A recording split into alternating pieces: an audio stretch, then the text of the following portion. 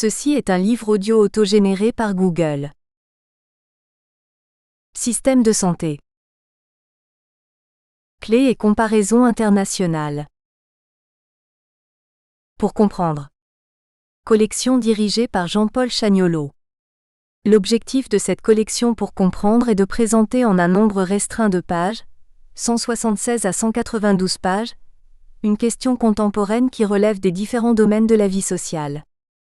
L'idée étant de donner une synthèse du sujet tout en offrant au lecteur les moyens d'aller plus loin, notamment par une bibliographie sélectionnée. Cette collection est dirigée par un comité éditorial composé de professeurs d'université, de différentes disciplines. Ils ont pour tâche de choisir les thèmes qui feront l'objet de ces publications et de solliciter les spécialistes susceptibles, dans un langage simple et clair, de faire des synthèses. Le comité éditorial est composé de Maggie Albet, Jean-Paul Chagnolot, Dominique Château, Jacques Fontanelle, Gérard Marcoux, Pierre Muller, Bruno Péquignot, Denis Rolland. Dernière parution. Charles Kornreich, Une histoire des plaisirs humains, 2011. Jean-Jacques Thur, Les nouveaux défis démographiques, 7 milliards d'hommes, déjà. 2011. Ira Janica Seresht, Kant et la possibilité des jugements synthétiques a priori, 2011. Adriana Neacu, Histoire de la philosophie ancienne et médiévale, 2011. Martienne Martin, De la démocratie à travers langue et univers médiatique, 2011. Patricia Tardifperoux, La France, son territoire, une ambition. Mutation, situation, défi, 2011. Dominique Gély, Le parrainage des élus pour l'élection présidentielle, 2011. Marie-Hélène Pori, Le suicide il faut en parler, 2010. Michel Parhy, L'inconscient de Descartes à Freud, redécouverte d'un parcours, 2010. Jean-François Duvernois, La fabrique politique Machiavel, 2010. Gérard Larose, La stratégie de la vie associative, 2010. Georges Monsieur Chevalier. Professeur émérite des universités. Université de technologie de Compiègne. Système de santé. Clés et comparaisons internationales. Nouvelle édition. L'Harmattan. Copyright L'Harmattan, 2011. 5 à 7, rue de l'École Polytechnique, 75 005 Paris. http://www.librairieharmattan.com. Diffusion.harmattan@wanadoo.fr. harmattan@wanadoo.fr. ISBN 978 2 296 55 647 8. EAN 9 782 296 556 478. Avant-propos. Ce texte mis à jour par rapport à la première édition est la synthèse de l'enseignement donné aux étudiants de l'Université de technologie de Compiègne dans le cadre de la thématique « Organisé et manager » proposée au département Technologie et Sciences humaines et qui est validée dans la catégorie « Culture générale ».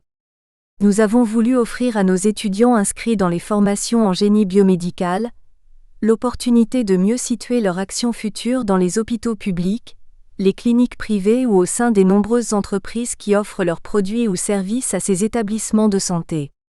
Mais nous estimons que cet ouvrage s'adresse à tous les jeunes diplômés, car la santé a un poids économique important dans tous les pays comparables aux nôtres.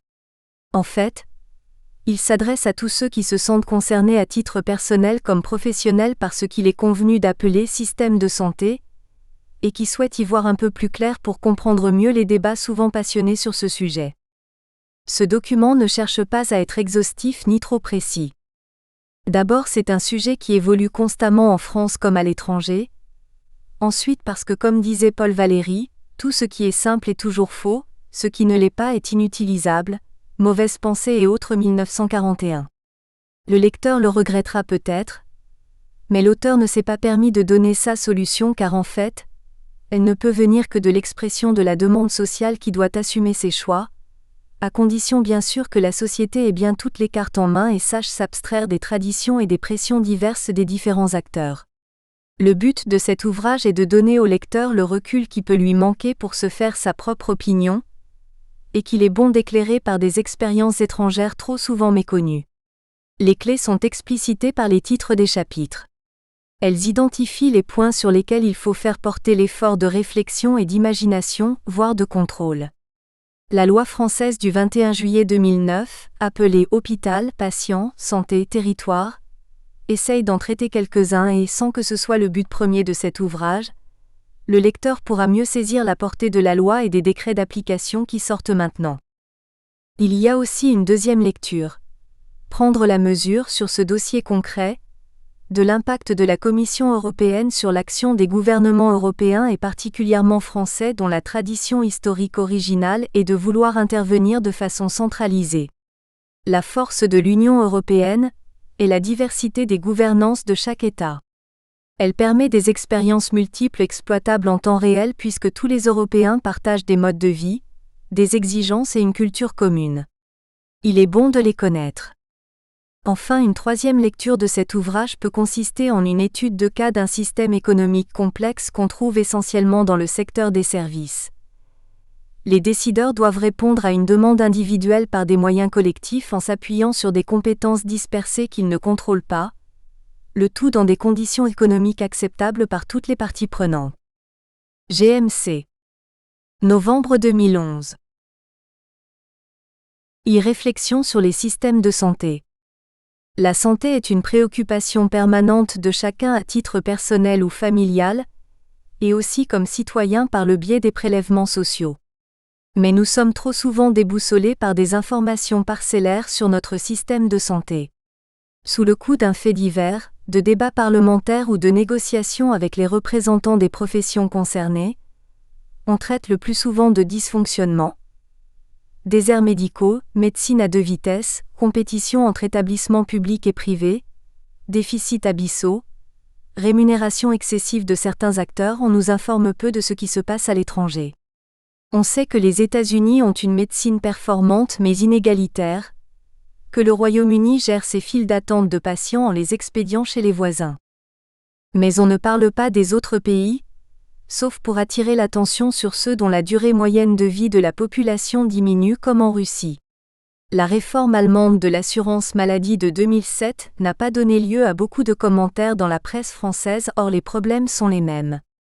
Le sujet est trop technique et compliqué. La gestion nationale est déjà si complexe chez soi que c'est gageure que de s'intéresser aux autres. Enfin, les contours de responsabilité sont mal cernés. Tout cela n'incite pas la presse à aller au fond du sujet, sauf sous des angles anecdotiques ou polémiques.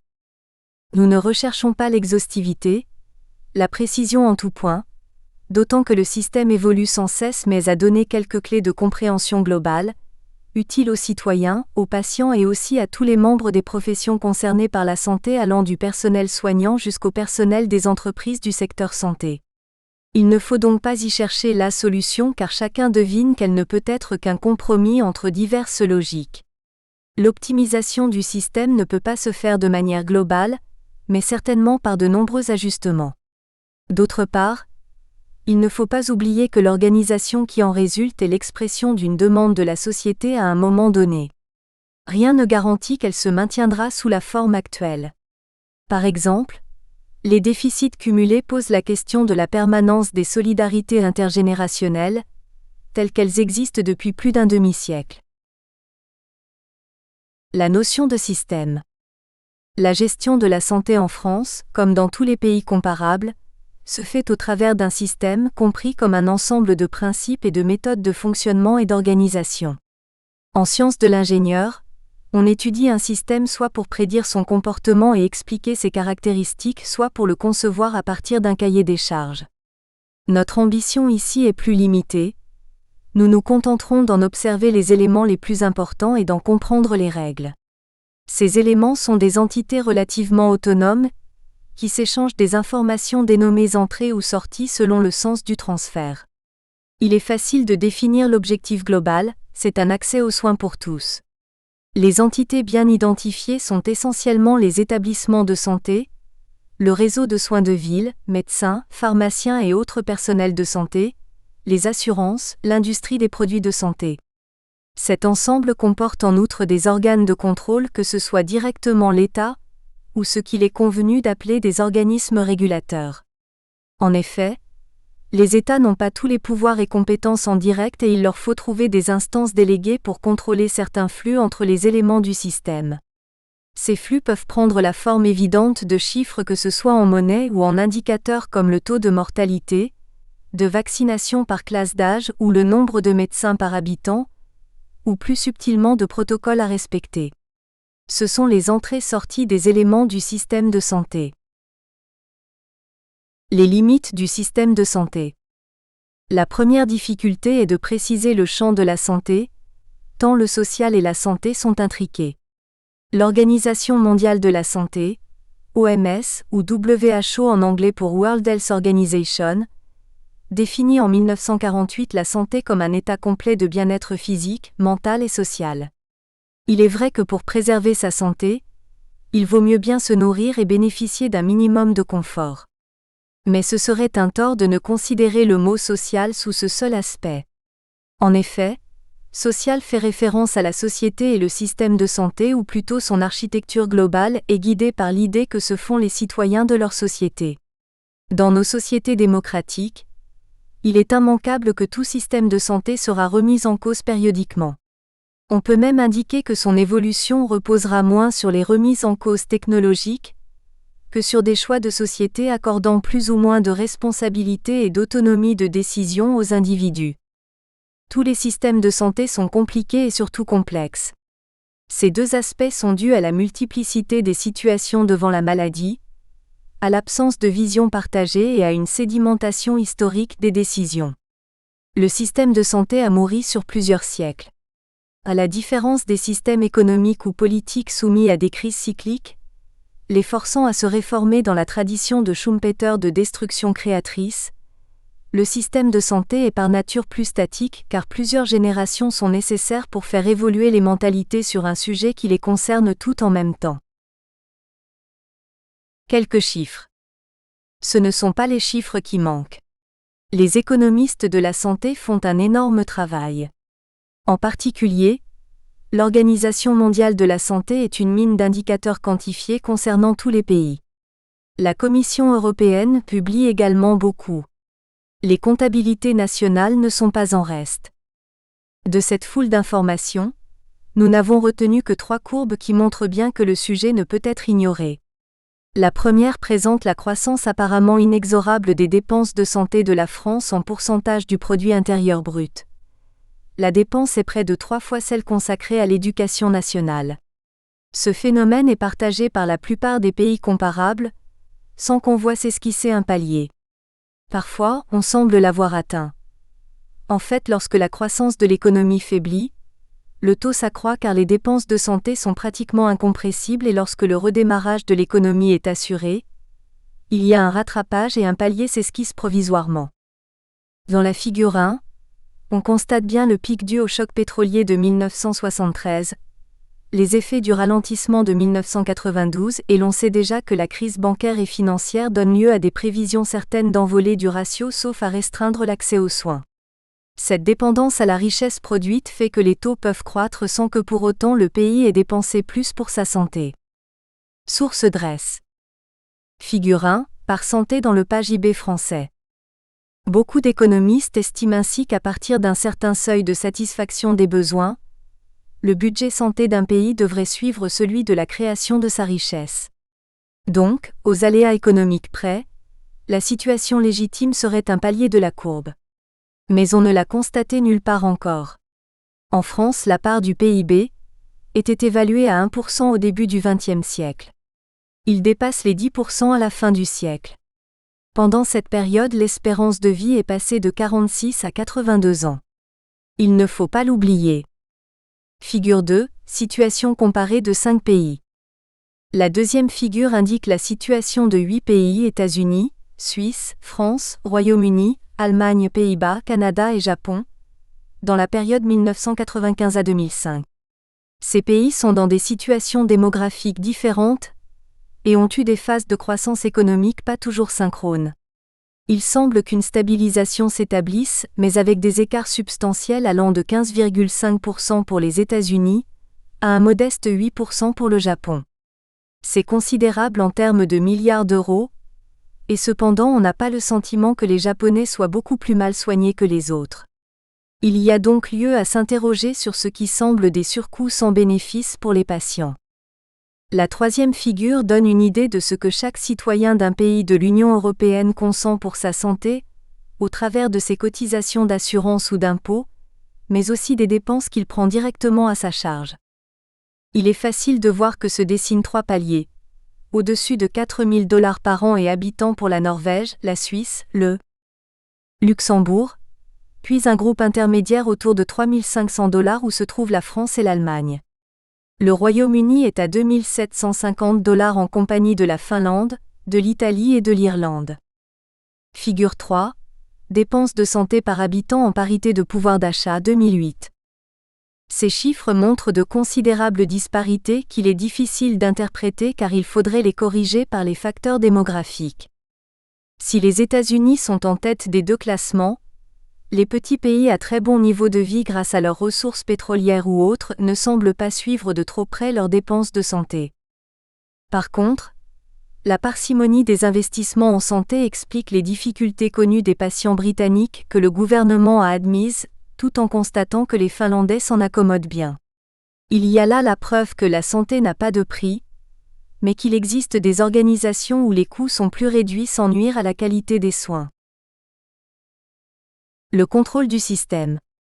Sans préjuger de la suite, il apparaît qu'il n'y a pas de système parfait mais une quête par les états de réglage optimaux acceptables par une majorité de citoyens, même si ceux-ci ne restent pas insensibles à des dysfonctionnements plus ou moins patents. Le réglage est précaire et repose sur la pierre angulaire de la relation de l'État, expression politique des citoyens, et la fonction assurance maladie, expression sociale de ces mêmes citoyens. Malgré l'ampleur des difficultés que cela suscite et les récriminations des uns et des autres ayant droit et héritiers des avantages acquis, il doit être remis périodiquement en chantier car la société change, les techniques évoluent, les fréquences de pathologie se modifient. C'est aussi le seul secteur d'activité qui concerne absolument toutes les classes d'âge, et qui s'appuie sur des professions prudentes par principe dont l'éthique est bien loin des relations clients-fournisseurs qui prévalent dans le reste de la société. Le résultat en est une extrême complexité de la gouvernance du système, que nous allons essayer de décrire par éclairage successif. Nous tenterons de comprendre comment s'est enclenchée la dynamique de croissance des dépenses, mais également de comparer les organisations de divers pays, car si les exigences et les besoins des patients sont communs à la plupart des pays de l'OCDE, les postures et les pratiques se révèlent bien différentes. Il nous est apparu très clairement qu'un système de santé équilibré, c'est-à-dire à coût supportable, à service rendu convenable et capable d'intégrer régulièrement les innovations médicales reposait sur des points essentiels d'organisation et de gestion sur lesquels l'État tutélaire doit faire sentir son autorité. Mais il faut remarquer que les États sont mal équipés, sauf dans le domaine de la santé publique, pour exercer directement ce pouvoir. En effet, les systèmes de santé sont par essence décentralisés puisqu'ils traitent d'une relation personnelle entre un professionnel de santé et un patient. Le rôle des États est donc d'organiser cette rencontre et la rendre la plus fructueuse en termes de résultats, et au moindre coût. Malgré la tradition autoritaire des États, cette intervention ne peut se faire que de façon inductive. Comme le système a beaucoup d'entrées, il faut prévoir et organiser de nombreux passages obligés vertueux si on veut maîtriser la dynamique du système. Certaines portes étroites sont bien identifiées à commencer par l'assurance maladie. D'autres sont moins connues et se cachent sous le nom d'organismes régulateurs. Certaines sont plus subtiles comme la relation avec les professions libérales de santé.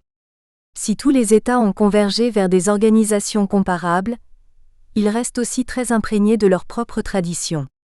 Un regard croisé n'est pas inutile pour améliorer notre propre système, surtout à une époque où est vive la compétition économique entre les nations. La dynamique du système. Il ne faut pas oublier qu'un système de santé est constamment soumis au changement, et son pilotage doit anticiper les évolutions, et les porter largement à la connaissance de tous. En moins d'un siècle, Tous les États sont passés progressivement, sans véritable vision prospective, de la gestion de la santé publique qu'ils pratiquaient depuis longtemps, à celui de la santé individuelle en s'impliquant plus ou moins directement dans sa gestion. En France, la création du premier ministère de l'Hygiène, de l'Assistance et de la Prévoyance sociale a lieu en 1920. Il n'a comporté aucun médecin jusqu'en 1941. La Constitution française de 1946 puis de la Ve République en 1958 garantit à chaque citoyen la protection de sa santé.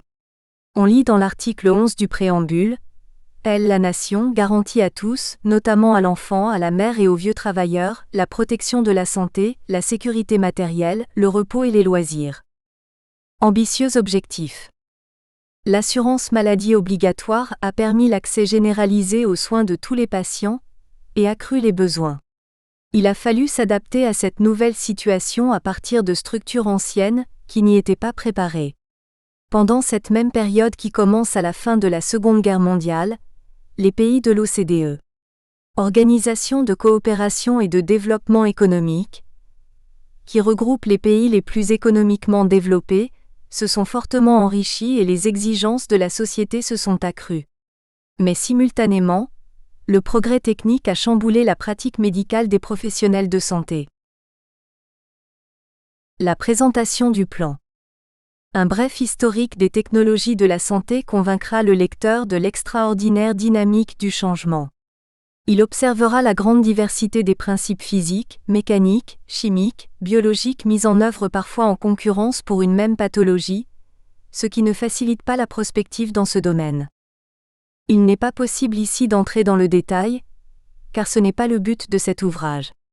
D'autres ouvrages dont certains sont cités dans la bibliographie, sont là pour compléter la curiosité éventuelle du lecteur. Partir de la technologie, c'est aussi mettre à sa vraie place les industries de santé dans le système. Par leurs investissements, elles ont pu mettre à la disposition des professionnels de santé et au bénéfice des malades des produits et matériels performants. Certes, l'idée de départ a été imaginée, testée, validée en collaboration avec ces professionnels de santé, tout particulièrement des médecins, mais le secteur économique a assuré la prise en charge des inévitables aléas. C'est une première zone frontière entre l'économie et le social. Les chapitres suivants abordent les questions de fond. Quels sont les points délicats, nos clés, à traiter pour agir et optimiser un système de santé ? Nous commencerons par la question de l'assurance maladie. Personne ne remet en cause l'avancée sociale qui en est résultée. Le débat porte sur son périmètre de garantie, la part de responsabilité des assurés, les modalités de son financement et surtout ses relations avec l'État et les personnels de santé. Nous poursuivrons par un regard sur les établissements de santé. Ils concentrent toutes les attentions car on les tient en particulier en France pour responsables des dépenses et du fameux déficit des comptes sociaux. Comment peuvent-ils arbitrer entre mission de service public et rationalité économique ? Comment juger de leur efficience ? Dans le 5e chapitre, nous aborderons les professions de santé, médecins, pharmaciens et personnels soignants. Sur eux, repose l'efficacité et la qualité du système de soins. Leur histoire et leur éthique les placent dans un courant de pensée libéral pour ne pas dire libertaire. Nous espérons que vous avez apprécié cet aperçu. Pour continuer à écouter ce livre audio sur Google Play Livres, utilisez le lien dans la description de la vidéo.